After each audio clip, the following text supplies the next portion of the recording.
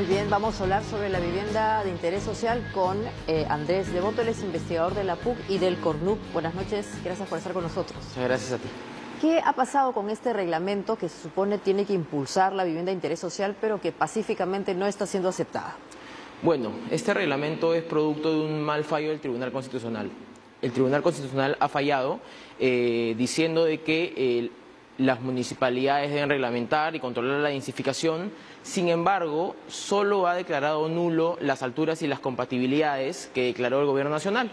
Es decir, el Gobierno local, las municipalidades pueden establecer ello porque es su competencia. Sin embargo, los otros parámetros, como parámetros de estacionamiento, áreas libres, que también son maneras de controlar la densidad, se las ha dejado al Ministerio de Vivienda. Ya. El Ministerio de Vivienda, en base a este fallo, que debió ser más claro, es decir, en palabras simples, debió decir, la zonificación es municipal y los reglamentos nacionales no tienen cabida, ¿no? Hizo como un Frankenstein, algo muy malo, y en base a eso el Ministerio ha reglamentado, ahora no con alturas, pero con coeficientes, ¿no? Y ha establecido beneficios, normas, instituciones, obligaciones, entre otros. Pero en la práctica, entonces, este reglamento lo que hace es promover las viviendas de interés social a nivel nacional. No es solamente Lima, es a nivel nacional. El problema se está dando en algunos distritos de Lima, pero pensemos también a nivel del país. O sea, ¿y qué trae de novedoso, este reglamento? El reglamento trae muchas cosas buenas, algunas cosas malas. En las cosas buenas, lo que más resalto es que toca el tema de la vivienda alquiler. Ya. Históricamente en el Perú se ha pensado la vivienda como vivienda en propiedad, como solo podemos acceder mediante la propiedad. Y ahora el reglamento ha traído una parte, un articulado que trabaja el tema de arrendamiento, que es muy importante, ¿no? Porque hay poblaciones que requieren de vivienda de arrendamiento y además es muy flexible. Ese es un punto a favor. O sea, ¿qué quiere decir? ¿Que se va a financiar el arrendamiento de las viviendas? Así es, con subsidios directos, con bonos, para personas jóvenes, por ejemplo, pero en general, ¿no? Hasta se ha añadido población migrante, ¿no? Que además alquila. 1.1 está en Lima y alquilan, más del 90%. Otro punto importante es el tema del control que va a haber sobre las viviendas. Muchos alcaldes decían, se están dando vivienda de interés social que no son de vivienda de interés social y que además se subarriendan, es un tipo de negocio. Ahora se hace un registro, va a haber trazabilidad sobre ello, hay algunas restricciones, esta vivienda tiene que darse 5 años como vivienda de interés social para vivienda de arrendamiento y propiedad, ¿no? ¿Y qué significa eso exactamente? O sea, que se declare que es de una vivienda de interés social. En las partidas va a decir vivienda de interés social, el precio, no puede venderse sobre el precio, ¿no? Tiene que mantener esa característica de ser la solución habitacional para alguien que no lo tiene, ¿no? Porque si lo vendes significa que no lo necesitas. O sea, lo podrías vender, pero siempre dentro del monto que implica una vivienda de interés social, porque no es para que sea un negocio, sino que obviamente es una respuesta a un problema de vivienda. De vivienda, y posterior al plazo, son 5 años los que pone la norma. Entonces hay más restricciones, hay más fiscalización, la vivienda de alquiler, se ha reglamentado el fideicomiso comunitario de tierras, que es una solución nueva, se ha establecido de que la superintendencia de banca y seguros no tenga que regularlo, ¿no? Entre otros instrumentos. Creo que... Se supone que con esto deberíamos mejorar el problema de vivienda en el Perú, porque hay un subsidio, porque estamos calificando un tipo específico de vivienda que en 5 años tendrá la misma naturaleza y ya después se puede revender, lo que fuese, pero en ese tiempo la idea es facilitarle el acceso a alguien para que tenga obviamente o su propiedad o eventualmente la posesión arrendando, ¿no es cierto? Correcto. Ahora, la solución y la parte que es más controversial es los beneficios. Se están dando coeficientes edificatorios, para idea de algunos urbanistas que he escuchado en los medios, muy altos, con mucha edificabilidad. ¿A qué se refiere eso? Que permite edificar mucho, que se permite aprovechar el lote mucho.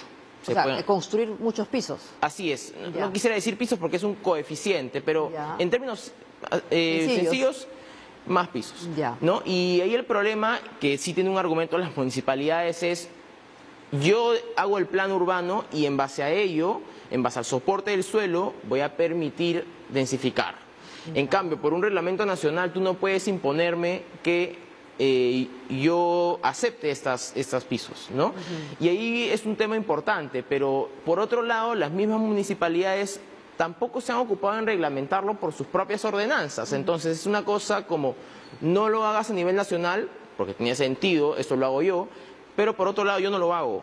Y estamos esperando así desde los 90, desde el 98 que tenemos reglamentos nacionales, porque justamente el Ministerio no puede implementar sus programas porque no hay ordenanzas de vivienda de interés social. Claro, ahora, pero hay incentivos, ¿no? Justamente para hacer que se construya con mayor nivel de altura, por decirlo de alguna manera, y eso les puede beneficiar a varios municipios, ¿o no necesariamente? Sí, han establecido un pago de 2.5 al valor de la obra, para unos es muy poco, pero ya se parte de la idea de que la edificabilidad adicional, la construcción adicional ya cuesta. Hay que dejar un pago a la municipalidad para incentivar a la municipalidad también, aunque los críticos dirán que no es suficiente, ¿no? Pero sí es un tema importante, ya no en altura, porque el TC lo ha prohibido, ya no en altura, pero en coeficientes, y esa es una manera pues de salirse de la sentencia del TC que te comento. Ahora, el reglamento ya está justamente vigente. O sea, mañana podrían empezar algunos municipios del Perú a aplicarlo. Sin embargo, en el caso de Lima, como empezábamos esta charla, sí hay alguna oposición de ciertos distritos y hay otros que sí quieren que empiece a aplicarse rápidamente. Los distritos o los municipios que no van a querer aplicar el reglamento, ¿van a afectar la aplicación en los otros? Ya lo han hecho. ¿Cómo queda el reglamento? Desde que se dio la sentencia del Tribunal Constitucional han habido un conjunto de ordenanzas de distritos de Lima Centro, más que todo, la parte mejor servida, con mayor transporte, con mayor colegios, salud, etcétera, que han restringido estos proyectos. Y ahora hay declaraciones públicas de alcaldes de la Mancomunidad Centro que van a demandar al Ministerio por abuso de poder y no van a querer acatar este reglamento. Y eso es un tema bien complicado, porque justamente en ese lugar donde están los bolsones de trabajo, donde necesitamos que la gente viva cada vez más cerca, en proximidad, son los lugares donde los alcaldes no quieren, ¿no? Y por otro lado está un conjunto de distritos de Lima, algunos también de centro, pero más que todo de periferia, por así decirlo, que están pidiendo que ya se implemente el reglamento, que se combata con las mafias de terreno, que se implemente el operador público de suelo y demás instrumentos, ¿no?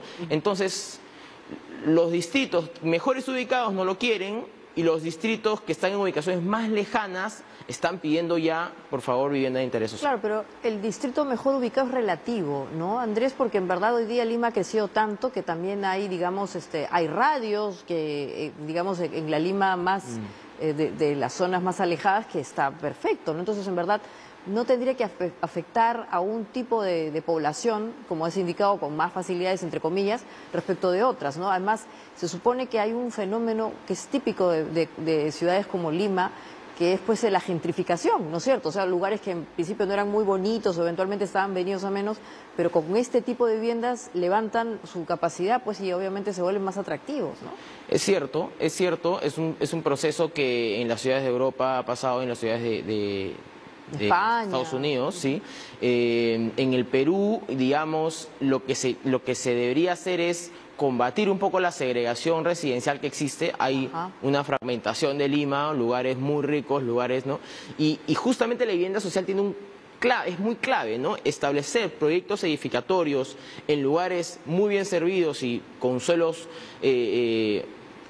caros, pero digamos, estructurar un proyecto ahí para hacerlo es generar una mezcla, pues, ¿no? Y dar mejores oportunidades a las personas que no pueden, han podido vivir ahí, pero ahora van a poder vivir ahí, ¿no? Y eso implica estar próximo a los trabajos, próximo a los servicios, al transporte, tiene un conjunto de beneficios que están altamente estudiados, pero hay todavía resistencia, ¿no?